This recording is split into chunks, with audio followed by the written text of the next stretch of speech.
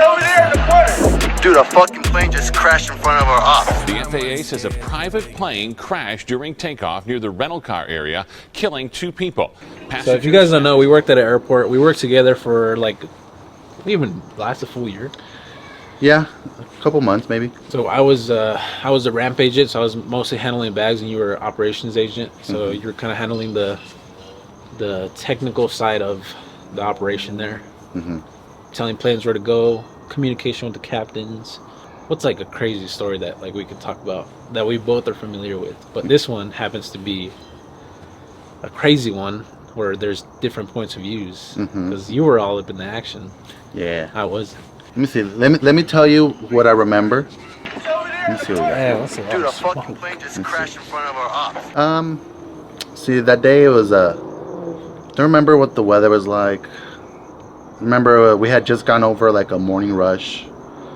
We're kind of like we're getting ready for our second. Middle of the day, we got a couple main lines which are not regional aircrafts that come by. They're usually bigger planes. So that day I was at the computer. I was looking up the loading schematics to see how they wanted us to load the plane. So to put it in perspective, there's a window. Imagine that's the runway and the tarmac over there. There's a window, and then he's sitting right here facing outside, just with some screens like covering half the window. Yeah, and I'm just on the computer, probably on YouTube or something, to be honest. And out of nowhere, we heard a loud bang, loud enough to where the ground shook, and I saw a wall of flame come up past my window so where I could see it. So you saw it just like So didn't hear nothing. There was no sound. All you heard was a big old thump, ground shook, and then a wall of flame. And then you felt the heat coming through the. You felt the heat coming through the window. Dang. And we had no idea what it was. We thought there's fuel carts that sit out by each gate that fuel the plane. We thought one of those went off or something. And we go out there, and we really took us a second to make out of it, because at that point the jet fuel was still on fire, so you saw a trail of fire that led all the way to a wall that separates the inside and outside of the airport. This had to be what, like this was around quarter mile maybe? Maybe a little less, maybe like an eighth of a mile. It's enough to block the 3 gates that we had on that side of the airport. So we go out there, and it's me and like 2 of the leads were out there trying to figure out what happened. And then that's when we noticed a pile of rubble balled up against the wall. We figured out it was a plane. It didn't, at that point, it didn't look like a plane. It was just a ball of fire. So my first instinct was to go, and we have fuel shutoffs that are littered across the runway or around the building to shut off the fuel in case of emergency. So I go. Because all the fuel is underneath, right? It's like under the. Yeah. Underneath the tarmac, there's fuel lines that the fuelers can use to tap into and fuel the planes. So I went and shut that off. And then by that point, one of the leads had picked up, there's like big 50-gallon barrels of fire extinguishers, and we roll them out. Oh yeah. We roll them out. I turn them on, and we're out there, and we're putting out the fire that are next to the fuel ports. And then usually by the time we got that put out, you started hearing the sirens coming in. And then the firefighters show up, and then they start bringing out their hoses, and they put out the rest of it. And by then, we're kind of freaked out. We run inside, and I don't remember talking to anybody, but I remember that there was and another ops agent, and we realized that this plane's about to come in. It was actually running late. It should have been, but it should have been there by now. Should have been on the gate where that plane made impact. So there's a gate Alpha 8 in the. I'll put an image on screen, but the very tail of that plane, because it's so big, would have been in the impact point of where that plane that went down landed. So that would have took out some passengers. 100% would have took out anybody that's in the cargo bin, like throwing bags out.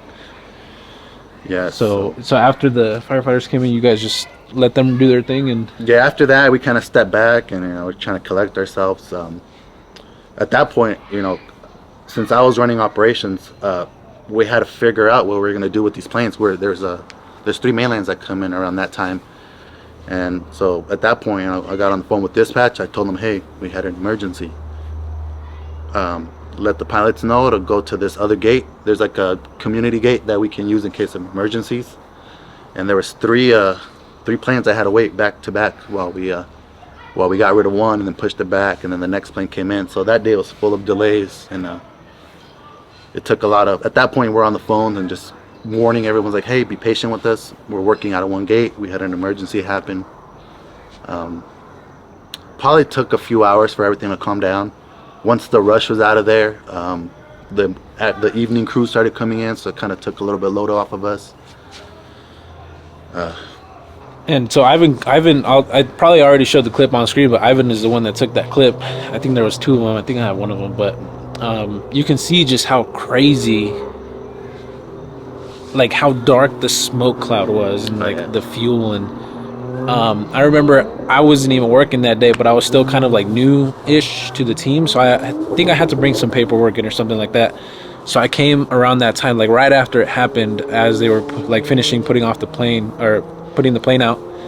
And I remember I could see the shell of the plane. I didn't really like have any information or know what happened, but I showed up and everybody's just kind of running around. Nobody's acknowledging me. I didn't know what was, I mean, I knew what was going on, but I didn't know like what we were doing as far as whatever. Yeah, I think what ended up happening, they were like going crosswind or something. They were taking off. The story we heard, it was a dual engine plane. Going to Mexico, right? We don't know where they were going. I don't know where they were going, but I know there were native Mexicans that were flying the plane. Two people, right? The story goes that the pilot he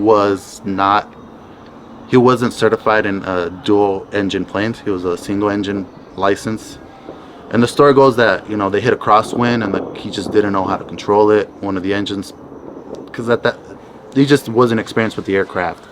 So a crosswind was enough to get him out of takeoff and diving over towards the ramps. But it was weird because I didn't hear the sounds of engines or propellers. I didn't hear the sound of anything. You just heard the boom from the plane hitting the tarmac. It's crazy because I actually remember like a year later. I think it happened on like January 6th of 2019. I'm pretty sure that's the date. But I remember like going back to that like spot where the plane ended up, and there was still like there was burn marks, but there was still like pieces of molten like metal in that area like years later. So that's kind of insane. But yeah, the next day it took a couple days for them to, because they come and they do a whole investigation, and I was there when they had a tow truck that lifted it up into a flatbed and drove it off. Damn. I was there for the pickup. Yeah, bro, crazy. That was cool. It's crazy. But that's just a little story I wanted to share. Be careful, guys. If you guys are not experienced flying planes, maybe don't try to fly them. Not saying that's what happened, but like in case you are trying to go that route. But kind of what happened. One detail I missed is as like the firefighters were out there like extinguishing the planes and stuff, and like there was just like chaos happening on the ramp. There's a window that oversees that entire area, like where passengers like wait, like at the gate. And they had it all blocked off. They put like a bunch of dividers, huh? Or something like that. Yeah. They had I don't know exactly what. Curiously enough, I have videos of people that I knew that were there during that day, and they were like, they didn't know what going on. Obviously, they didn't know what's going on, but they were up there taking video. Damn. But yeah, after everything calmed down, I went upstairs and we were just checking on the gate agents, and some of them were really freaked out. They offered like therapy or something. Yeah. Like complimentary or something like that. Only time I've ever like picked up the phone and called my mom, like, "Hey mom, I love you," because we're super close to that. Reality set in. We're a couple hundred feet from where that plane hit. Closest, actually, yeah. If you think about it, that's probably like the closest. It's probably the closest I was to like because I wasn't there, so I wasn't there when they died. But I mean, you were. Yeah. Damn. You're close. You think they died on impact or like from the flames? No, 100% they hit on impact. There's nothing left on the plane. That's true. It was a ball of metal. That's all it was. You can't tell it was a plane. It's scary, bro. Imagine your final moments. Boom, dead. It's crazy to think about. Be safe. This is one of my best friends right here, Ivan. I was his best man at his wedding. Probably be at mine in about 10 years. Yeah, he's gonna be cute. But yeah, I just want to make sure I got him on camera before I left because I'm only here for the weekend. It's kind of hard to link up with people from your past. I'm sure some of you guys know, but if you made it to the end of the video, you are officially a legend. And all right, you crazy kids, I'm out.